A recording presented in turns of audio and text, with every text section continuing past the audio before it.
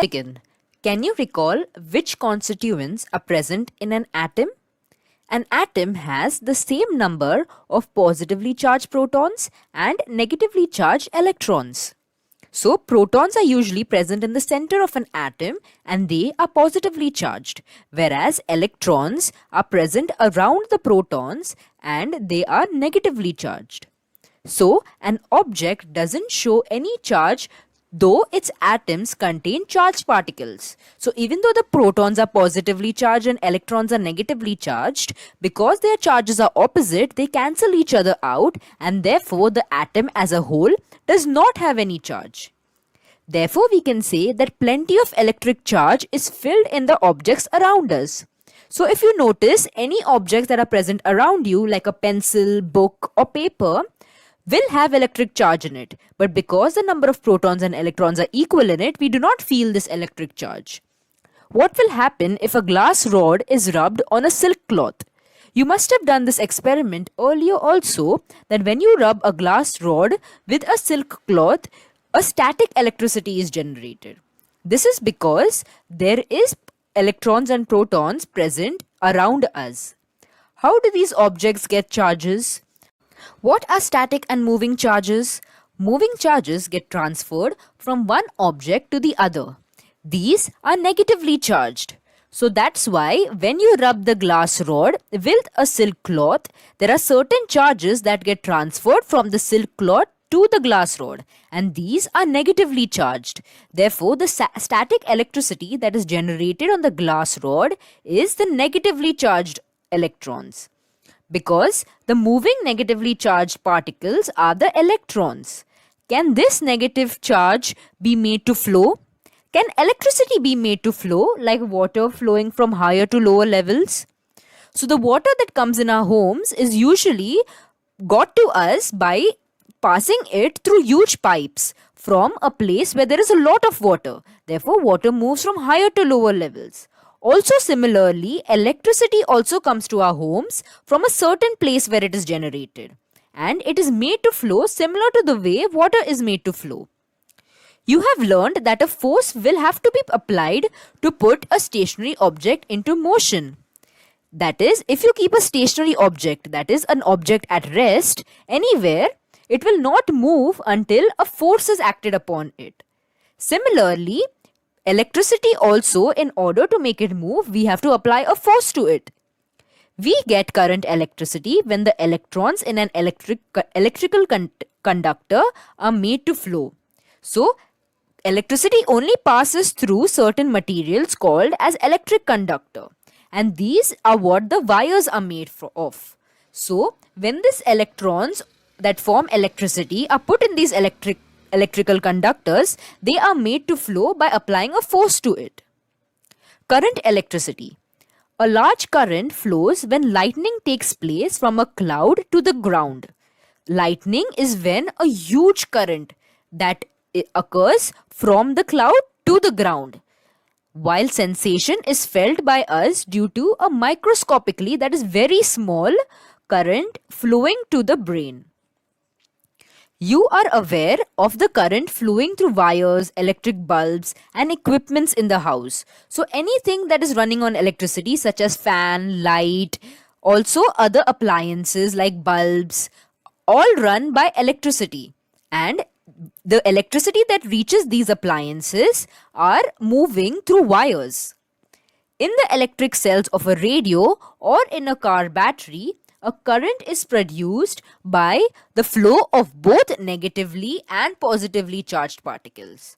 So there are certain things like the electrical cells, that is batteries, and also car batteries, which can be charged. So because they can be charged, there is a current which is produced in them by the flow of both negatively and positively charged particles.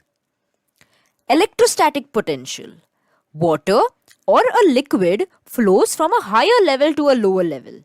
So if you also try this at home, you will realize that when you connect two jars and place a rod in between them and pour a lot of water in one jar but do not pour the other, you will notice that the water will flow from the glass which has more water to the glass which has less water until both of them become equal.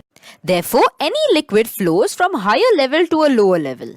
Heat always flows from a body at higher temperature to a body at lower temperature. You can also try this at home by taking a glass filled with hot water and keeping it on the kitchen counter. After a while, you will notice that the temperature of the water becomes same as the surrounding, that is, it will become colder than it previously was. So why does this occur? This is because the heat in the hot water gets transferred to the surrounding area which has comparatively lesser heat, and therefore the temperature of the water lowers to a certain temperature in which the temperature of the water and the environment becomes same. Similarly, there is a tendency of positive charges to flow from a point of higher electric level to a point of lower electric level. So when scientists tried experiments, they also found out that electricity also behaves the same way. And therefore, they noticed that positive charges flow from a point of higher electric level to a point of lower electric level. This electric level deciding the direction of flow of electric charges is called electrostatic potential. Because in a wire also, there is a point where there is higher electric current and a point of lower electric current. So this tells us the direction in which the electricity will flow, because it will flow from higher electric level to lower electric level. And therefore, this gives us the electrostatic potential. And this potential is usually calculated by taking the difference of the 2 points, and that is called potential difference, in which you take the higher electric level and then subtract the lower electric level, and therefore you will get the difference between the two, and that will be the potential difference. Similar to the height of a waterfall, the temperature difference of hot and cold bodies, the difference between the potential of 2 points, that is, the potential difference, is interesting to us. So let's try to find that out. Try this. Take connecting copper wires and connect the circuit as shown in a figure. So this is the figure in which they have taken copper wires, which is an electrical conductor. That is, copper is such a material in which electricity can flow through it. Therefore, wires are made of copper. No current is seen to flow in the bulb, and we know this because this bulb does not light up when we close this circuit. Therefore, there is no electricity running in this circuit. Now, connect in the same circuit a 1.5 volt dry cell. A dry cell is also known as a battery, available in the market as shown in the next figure. So in this figure here, we notice that a cell has been added, and we denote a cell by this symbol, where we draw two parallel lines with the negative charge on one end and a positive sign on the other end. Now it will be realized from glowing of the bulb that a current is flowing in the circuit. So as soon as we add a cell and we close the circuit, we notice that the bulb lights up. Therefore, now we know that an electrical charge is flowing in this circuit. Electrons in the wire flow due to the potential difference between the two ends of the dry cell. These flow from the negative terminal of the cell to the positive terminal of the cell. So, because there is a electric potential that is occurred in the circuit due to the addition of this battery or a cell, that is why the flow of electrons occurs from the negative end to the positive end. And therefore, now we get an electricity that is flowing in the circuit, and that causes this bulb to light up. Conventional current flows in the opposite direction and is shown in the figure by the sign of the arrow. So as we read earlier that the electrons flow from the negative terminal of the cell to the positive terminal of the cell. That is, they will leave the cell through this negative sign and they will return back and go in this direction. But the current will flow in the opposite direction to the direction of the electrons, and therefore these black arrows that are denoted in this circuit actually stand for the flow of current and not the flow of electrons. In the previous figure, there is no current as there is no potential difference because of the absence of a cell. In this figure, because we had not applied a cell, therefore there was no potential difference that was acting upon the circuit, and therefore this bulb did not light up, telling us that there is no electric current passing through it. current starts flowing in the circuit as soon as the potential difference is applied. So, in order for a current to start flowing, it is very important to apply a potential difference. And we can do this by adding a cell. Because when we add a cell, because of the movement of the charges from the high potential to low potential, we are applying a potential difference. The unit of potential difference in SI unit is volt. We will learn about it in the next standard. Think about it. How can we measure water flow emerging from a pipe? We can find it from the amount of water in liters coming out in a specific time period. For example, if we take this as a pipe and we measure the amount of water that is coming out from one end in a specific time period, that will tell us the amount that is flowing through the pipe. Similarly, we can also find the electric current that is passed within wires. We have seen that electric current is produced due to the flow of charged particles.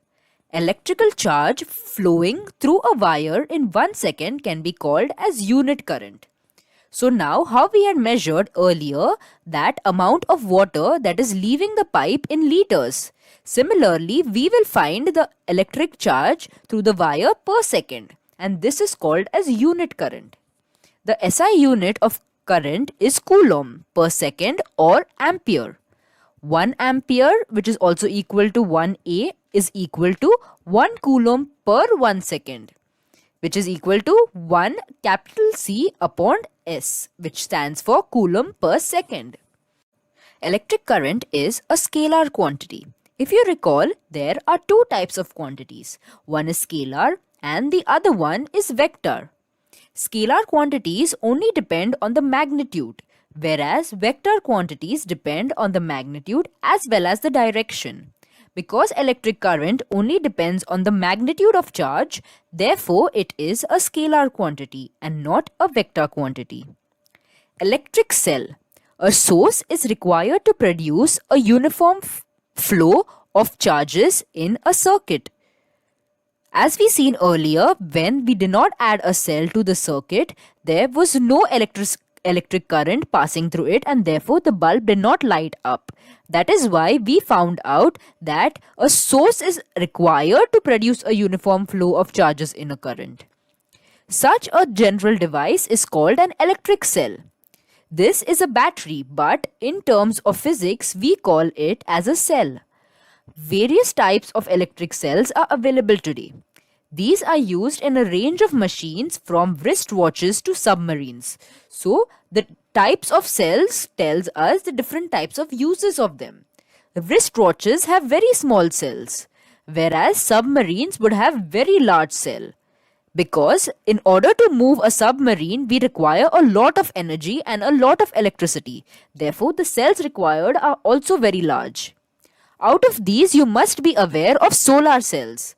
These are the ones that absorb the sunlight and produce electricity. Therefore, they are called as solar cells. The main function of various electric cells is to maintain a constant potential difference between its two terminals. Because it is very important for a potential difference to exist in order for the charges to move and therefore in order for the electric current to be produced. The electric cells work on the electric charges to maintain a constant potential difference. So what do you mean by a constant potential difference? We had seen earlier that in order for the charges to flow, there should be a higher electric charge and a lower electric charge. And when you subtract this, it was giving us the potential difference. So, it has to be a constant value. That is, it should not keep changing again and again. And that would give us a constant potential difference, about which you will learn later. Let us learn about the electric cells that are currently in use.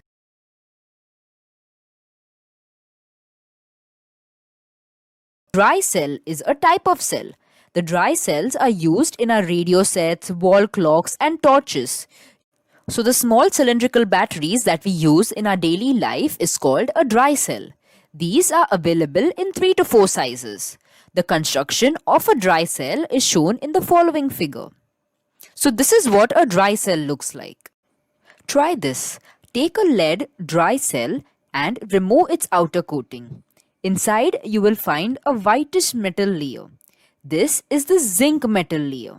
So, zinc is also an electrical conductor and therefore it is used to carry electrical charges.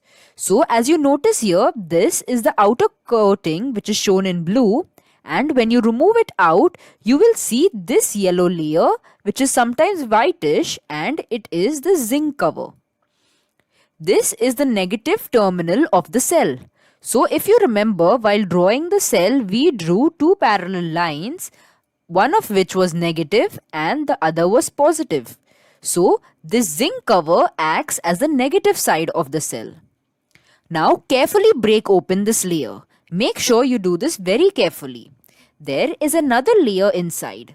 An electrolyte is filled between these two layers. An electrolyte is a fluid kind of substance which passes electric current through it, and it is seen below the zinc layer. In the brown layer here, we see the electrolyte substance. The electrolyte contains negatively and positively charged ions. So the zinc cover was acting as a negative terminal, and this electrolyte contained both negative and positive charged ions. These are the carriers of electricity. The electrolyte is a wet pulp of zinc chloride and ammonium chloride. This is a chemical substance which makes up the electrolyte. And because it contains zinc and ammonium chloride, therefore it can conduct electricity very easily. There is a graphite rod at the center of the cell. So if you remove this electrolyte layer as well, you will notice that in the middle there is a rod which is made up of graphite. This is the positive terminal of the cell.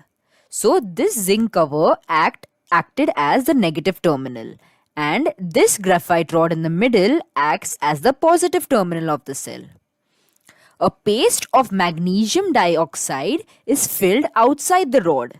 Because of the chemical reactions of all these chemicals, electrical charge is produced on the two terminals, the graphite rod and the zinc rod. So around this graphite rod, there is the magnesium dioxide paste, and this is present just to protect the graphite rod. So once the cell has been made, there is an electric charge that is produced between the two terminals. That is the graphite rod and the zinc layer. The graphite rod was making the positive terminal and the zinc layer was making the negative terminal, and an electric current flows in the circuit. Due to the wet pulp used in this cell, the chemical reaction proceeds very slowly. So these cells do not last forever. You must have noticed that when you put a battery in any of your devices, it runs out after using for some time. But in order to prolong the duration of this battery or cell, we add the wet pulp. And therefore, this wet pulp causes the chemical reaction to proceed very slowly. Hence, a large electric current cannot be obtained from this. Because of this, a very large electric current also cannot be obtained. Compared to the electric cells using liquids, the shelf life of dry cells is longer. So the shelf life is basically the amount of time that the dry cells last. That is the amount of time that we can use these dry cells. So it is observed that the dry cells last longer than the electric cells using liquids. Dry cells are very convenient, that is, they are very easy to use, as these can be held in any direction with respect to ground and can be used in mobile instruments. That is, we use dry cells in watches, in remote control devices and also toys, and therefore they are very convenient to use. That is why they are used in large number. Now let us study what is a lead acid cell. The figure depicts the design of a lead acid cell. So this is what it looks like. Let us examine its principle. This type of cell can be recharged after getting electrically discharged. This was not seen in a dry cell, because in a dry cell, once it stops working, we would have to discard it. But in the lead acid cell, once it stops working, we can recharge it and use it again. The lead acid cell contains a lead electrode and a lead oxide electrode, and both are dipped in a dilute sulfuric acid. So the one shown in blue is the lead electrode and this one in red is the lead dioxide electrode. And these both electrodes are dipped in this liquid which is diluted sulfuric acid. The lead dioxide electrode carries a positive charge while the lead electrode carries a negative charge, and this is shown in the figure 2 where the lead dioxide electrode is given a positive charge and the lead electrode is given just a negative charge. The potential difference between these two is nearly 2 volt. So this is a fixed value which is present and it is 2 volts. Because of the chemical reaction between the substances in the cell, electric charge is produced on both the electrodes and electric current flows through the load, that is the bulb in the circuit. So when you connect a bulb in this circuit, you will notice that the bulb will light up because an electric charge is flowing through it. And this is because of the potential difference that is denoted by this V as 2 volts. These kind of electric cells have a capacity to deliver large current. So as you increase the size of the electrodes and also the amount of this electrolyte, we are able to produce a large current, which was not seen in the dry cells because dry cells are small and therefore they can only produce a smaller current. Hence, lead acid cells are used in cars, trucks and motorcycles and uninterrupted power supplies like UPS. So because these are large cells and also can be recharged, therefore they are used in electric devices such as cars, trucks and motorcycles. Because it would be very difficult to keep changing the cells of these things and also if we were not able to recycle them. The nickel-cadmium cell is what we will study next. These days, a variety of gadgets are available, which are required to be carried in different places. Such gadgets use the nickel-cadmium cells. The cells deliver 1.2 volt potential difference and are rechargeable. So these are smaller cells similar to the dry cells, but these are rechargeable. Therefore, you can take it around in different places. And they deliver a potential of 1.2 volt. Electric circuit. When a cell holder, an electric bulb and a plug key are connected by connecting wires as shown in the figure and a dry cell is fitted in the holder, then the bulb lights up by closing the plug key. So here is an example given of a circuit. So what they have done here is they have connected an electric bulb that we can see here and there is a cell also put here and this is a plug key. When we close the plug key, we say that the circuit is closed and when the key is open, the circuit is open. Only when the plug key is closed will a charge easily flow through it. Therefore, this acts as a switch. When the switch is open, the bulb will not light up. Whereas when the switch is closed, electricity will easily travel through it and the bulb will light up. This means that a current flows through the circuit and the bulb lights up. On the removal of the cell, the electric current flowing through the circuit stops as indicated by the bulb which ceases to glow. That is, it stops to glow. So when we remove the cell out, there is no potential difference applied to the circuit and therefore the bulb will also not light up. This type of connection of electrical components is called an electric circuit. So when we make this with wires, it is called as an electrical circuit. A circuit is shown in this figure. The cell is shown by the symbol that we seen earlier where we draw two parallel lines and write the negative and positive charge on either ends. An electric circuit is also used in the home supply. This can also be placed in different parts of our homes and we can connect all our devices, our light, fan and other devices to this electric circuit. However, the electricity supply is made from outside instead of the electrical cells. Now, because in our homes we have a number of devices, therefore it is important for us to get an electrical source from outside, because cells will simply not be able to supply all these different devices. You will learn about it later. Research. Lithium ion cells are used in modern equipments, for example, smartphone, laptop, etc. These cells can be recharged. More electrical energy can be stored in these cells as compared to the nickel cadmium cells. So, if you remember, earlier we studied about the nickel cadmium cells, and these were similar to the dry cells because they provided limited amount of voltage, but they were able to be recharged. So, the lithium ion cells can also be recharged, but they can store a greater amount of energy as compared to the nickel cadmium cells. Connecting cells. You must have seen more than one electric cell connected in an electrical circuit. So, if you notice in different devices like your smartwatch, mobile remotes, etc., you will have noticed that you don't put only one cell sometimes, it requires more than one cell, usually two. In the transistor radio, 2 to 3 dry cells are seen to be connected in series, that is, one next to the other. The purpose of doing this is to obtain more potential difference. So the more amount of dry cells that you add in series, the potential difference keeps on adding up. As compared to the single cell, it would be more potential difference. Therefore, it is possible to obtain a higher current. So if you require more electricity and also if you want it to last longer, you attached 2 or 3 dry cells in series. If the cells are connected as seen in the next figure, the connection of the cells is known as battery of cells.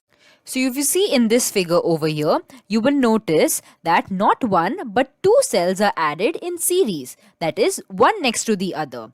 This will cause the electricity to be increased. In this series connection, the positive terminal of one cell is connected to the negative terminal of the second cell, and the positive terminal of the second cell is connected to the negative terminal of the third one, etc.